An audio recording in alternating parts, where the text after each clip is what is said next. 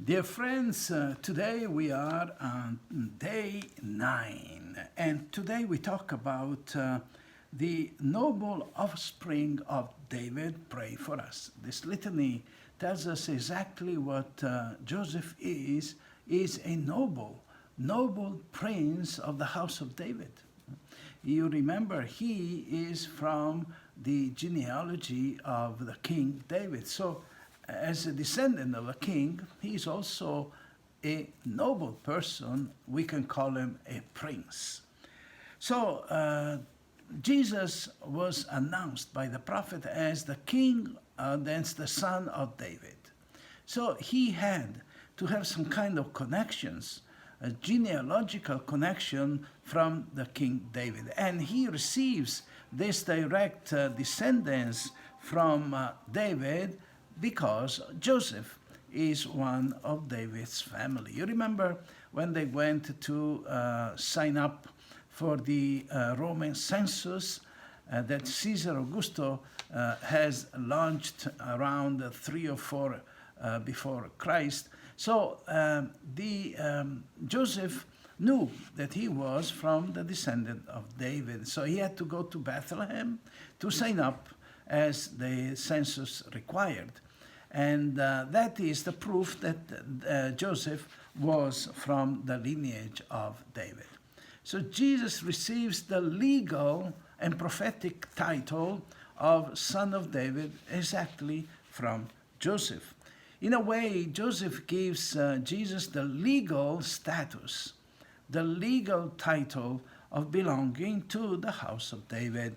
So it's not just, a title like anybody or any other title. No, this is very important because the Messiah was a king from King of David. Now Jesus is from King David, so people have an easier way to understand that he is the real Messiah. So it is not just an honorific title. It is a legal, it is a social, and it is a prophetic title because all the prophets told that the Messiah was from the house of David. So Saint Joseph was also king of the Holy Family. Yes, you know why? Because Jesus, he accepted to obey and to be subject to Joseph. Jesus is the Lord of Lords, is the God of gods, but in the house of Nazareth, the king is Joseph. I remember when I became a priest, when I went home from the ordination, so all excited, everybody was happy, celebrating. When we sat down at the table, my father very nicely says, son, everybody calls you father out there. Everybody calls you Father, Father Walter, Father. He says, but remember that in this house, there is only one Father. That's me.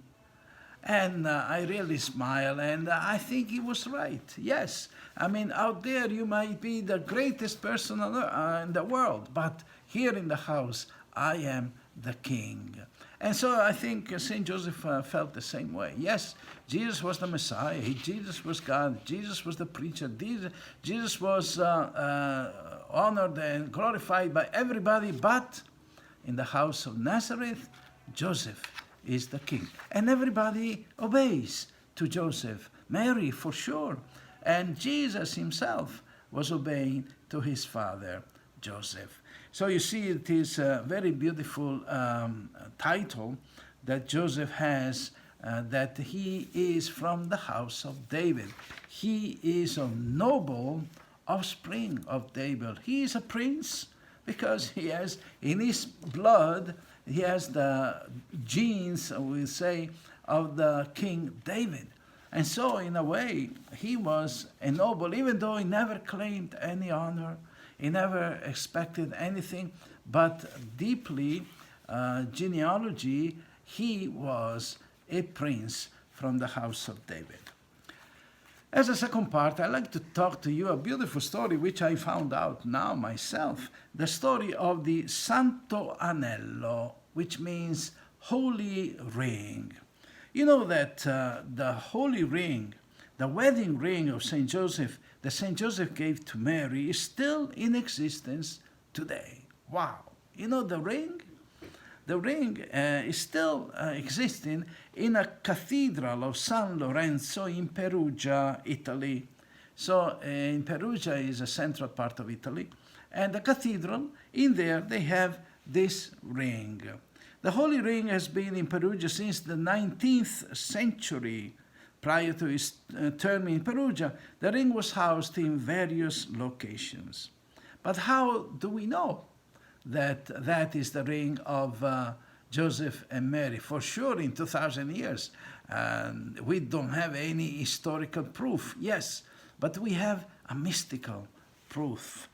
Thanks to the mystical vision of Blessed Anne Catherine Emmerich, people around the world know now about the Santuanello and its exact location. Interesting, Blessed Anne Catherine Emmerich herself never saw the ring in person. She only saw the Holy Ring in her mystical vision, but never knew where the ring was located. Information about the precise location only came to light after her death. And Catherine Emmerich not even saw the ring, but she had a vision. And let me read to you this vision because it is very interesting. It says, on July 29th, 1821, I saw the Blessed Virgin's wedding ring. It is neither of silver nor of gold nor of any other metal. It is dark in color and iridescent. It is not thin, narrow ring, but rather thick, and at least a finger broad. I saw it smooth, and yet as it covered with little regular triangles in which were letters. On the inside was a flat surface. The ring is engraved with something. I saw it kept behind many locks in a beautiful church. Devout people about to be married take their wedding rings to touch it. It says, today I saw a festival in a church in Italy where the wedding ring is to be found. It seems to me to be hung up in a kind of monstrance which stood above the tabernacle. There was a large altar there, magnificently decorated. One saw deep into it through much silver work. I saw many rings being held against the monstrance.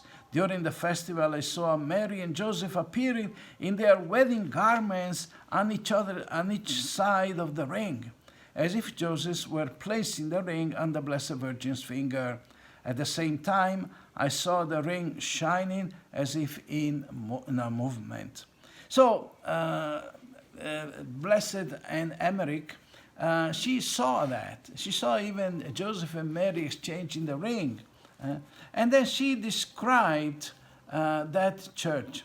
And interesting, they found that the location where discovered the ring was found in the Cathedral of San Lorenzo in Perugia, Italy.